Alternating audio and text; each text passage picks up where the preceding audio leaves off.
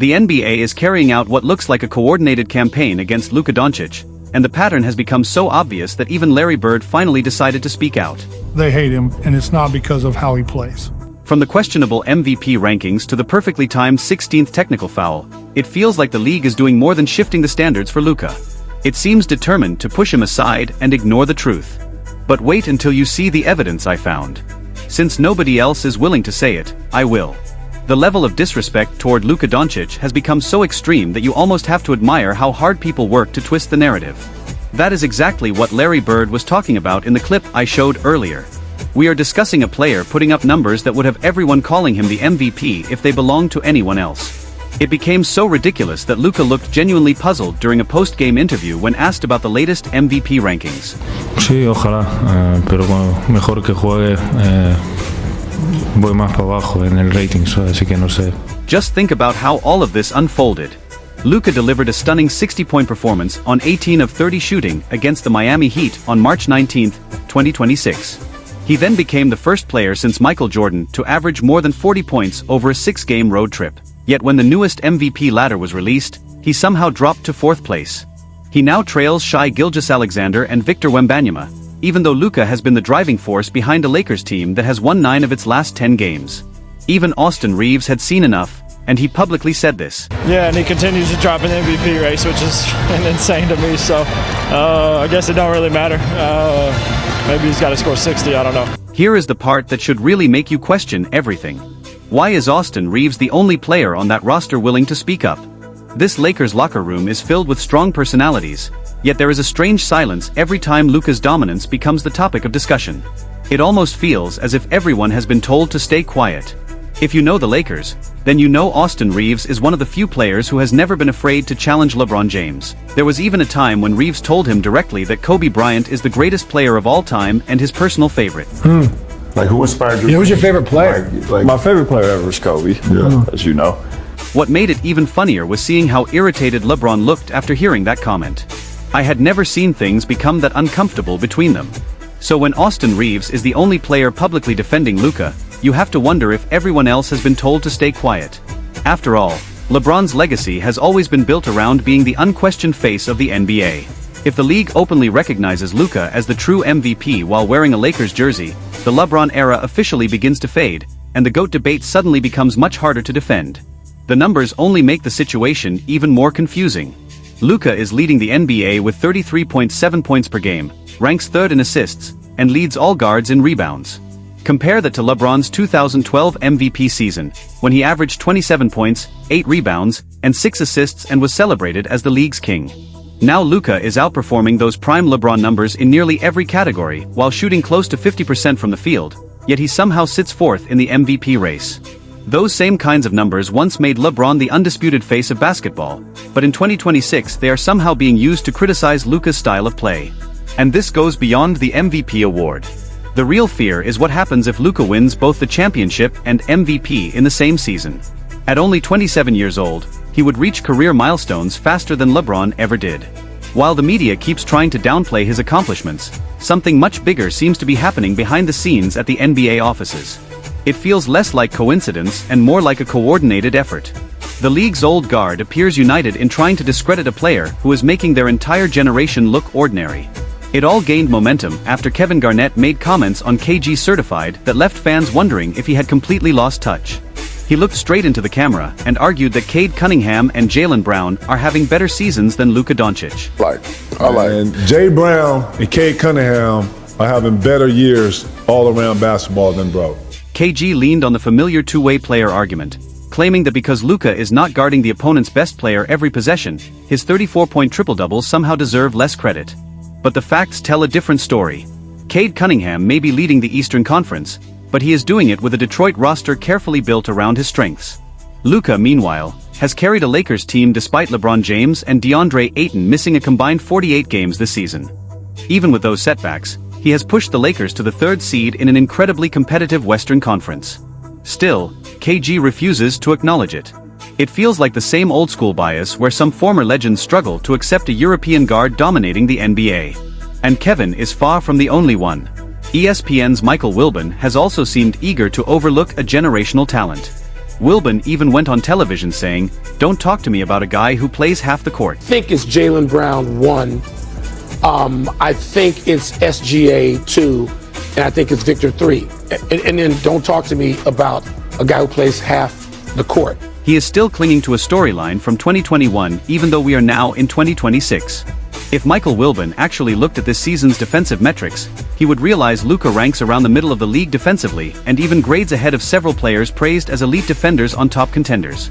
But that is not even the most unbelievable part. Here is where it gets interesting. Fans recently dug through Wilburn's MVP ballots from the past decade and found that the player he has rewarded the most is James Harden. We are talking about the same James Harden who became known for playing little to no defense and was far weaker on that end than Luka has ever been. So why is Harden celebrated as an offensive mastermind while Luka, despite being the better defender, sits fourth in the MVP race? At that point, it starts feeling less like objective analysis and more like a carefully crafted narrative. Then there is Stephen A. Smith. For years he led the criticism of Luka, constantly attacking his conditioning and complaining about his conversations with referees. Yet immediately after Luka exploded for 60 points against Miami, Stephen A. appeared on First Take admitting he regretted leaving Luka out of the MVP discussion. Personally, I never believed that apology. It came across as completely insincere. With the Lakers drawing huge television audiences, ignoring Luka was no longer an option. On top of that, everyone knows Stephen A. and LeBron have had a very public falling out. This is not about supporting Luka. It is about taking another shot at LeBron. But the criticism is not limited to ESPN. Former players like Keon Dooling and Udonis Haslem have continued pushing the idea that Luka's 35% usage rate is unhealthy for winning basketball. Dooling has argued that Luka's ball dominance prevents his teammates from developing music, because they are not involved enough offensively. That argument quickly falls apart when you look at how the same analysts praise Anthony Edwards and Shai Gilgeous-Alexander for taking complete control in clutch moments. Their isolation numbers are remarkably similar to Luka's this season, yet when they dominate the ball it is called leadership, while Luka is criticized for doing exactly the same thing. Jeff Teague has also added his voice to the conversation. On his podcast, he openly admitted he dislikes watching the Lakers because of Luka. He described the offense as difficult to watch, claiming Luka slows the game down and spends too much time arguing with officials. Ironically, this is the same Jeff Teague who repeatedly defended James Harden's lack of defensive effort in Houston and praised Harden's 40% usage seasons as offensive brilliance. Luka, meanwhile, generates more assists and leads an even more efficient offense, yet his style is somehow labeled boring. Gilbert Arenas also entered the debate by arguing that Luka receives extra credit because he is a white European player, while American stars like Jason Tatum are judged more harshly for similar habits. At this stage, it hardly feels like the conversation is about basketball anymore. There appears to be growing resistance toward European players taking over the league, while parts of the media continue protecting the idea that only a certain type of athlete should represent the NBA. Larry Bird warned about this years ago, and in just a moment you will understand exactly what he meant. But before we connect everything back to Bird, we have to look behind the scenes. While television debates focus on usage rates and defensive effort, a much larger strategy appears to be operating through one of the most influential agencies in sports. That is where the story becomes much darker. If you believe these former players are simply being stubborn, you are missing the bigger picture.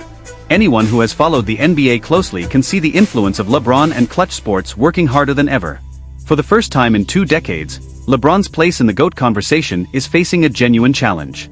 The GOAT debate has reached the point where many fans no longer take it seriously. Everyone sees what is happening, but very few are willing to say it because of clutch sports' influence. LeBron James, a player who has spent years building his legacy around being the greatest ever, now shares a locker room with a 27-year-old superstar who is already rewriting Lakers record books once held by Kobe Bryant. Think about what happens if Luka wins consecutive MVP awards and a championship while wearing purple and gold. Suddenly, the longevity argument that has supported LeBron's legacy loses much of its power. Every time Luka breaks another historic record, including that unforgettable 60-point performance against Miami on March 19th, it feels like another direct challenge to LeBron's place in history, making 2 decades of dominance seem far less untouchable. Then come the media insiders. You know exactly who they are. Every time Luka catches fire, stories suddenly appear claiming he is difficult to play with or that his body language hurts the team. It is the same strategy used against nearly every player viewed as a threat to LeBron's status. Fortunately, not every basketball legend has joined that narrative. Some still speak honestly, regardless of the backlash. One of them is Charles Barkley. During his appearance on the Jim Rome Show on March 23, Barkley did not hold back when discussing LeBron. And LeBron is probably the best third wheel in NBA history. Think about how significant that really is. The Lakers are 46-26 when Luka is on the floor, yet they drop to just 6-6 without him and often look like a completely different team. Even with that evidence, major sports networks continue pushing the idea that LeBron is still the main reason the Lakers are winning. It feels less like honest analysis and more like a public relations campaign designed to keep the spotlight on a player who is no longer the clear leader of his own team. Some would even argue he is not among the top 3 players on the roster anymore. But Larry Bird has never been afraid to speak his mind. He went even further by explaining why he believes Luka is treated this way. In his own words, he said, "They disrespect him because he looks like me." The most troubling part is that the league appears to understand exactly what is happening. They know that if Luka continues playing at this level, the torch is not simply being passed, it is being taken straight from LeBron's hands. While most people focused on Barkley's third-wheel comments, the league office seemed to make its own move. Unable to slow Luka down on the court, they appeared to do it through officiating. Think back to the 16th technical foul against the Brooklyn Nets on March 27. It did not feel like a random decision. Many saw it as a deliberate move that resulted in a suspension at the worst possible time, disrupting his momentum just before the playoffs. It almost looked as if he was being punished for playing too well. And this conversation is no longer limited to fans or social media. It is one thing for people on Twitter to criticize the MVP rankings, but it becomes much more meaningful when the team's own head coach publicly questions the league. On March 24, J.J. Redick told reporters that Luka was being treated unfairly and described the lack of recognition as disrespectful. He added that Luka's incredible production was not receiving the attention it deserved and openly admitted that the Lakers would not be anywhere near the top of the Western Conference without him. You know, he's to the MVP point, like, we would not be anywhere near the position we're in without him having the season that he's having. When your own head coach, someone who competed against LeBron during his playing career, publicly says that, it becomes obvious the media narrative is not simply mistaken, it appears carefully manufactured. At that point, it stops looking like coincidence and starts looking like a campaign designed to keep Luka out of the spotlight.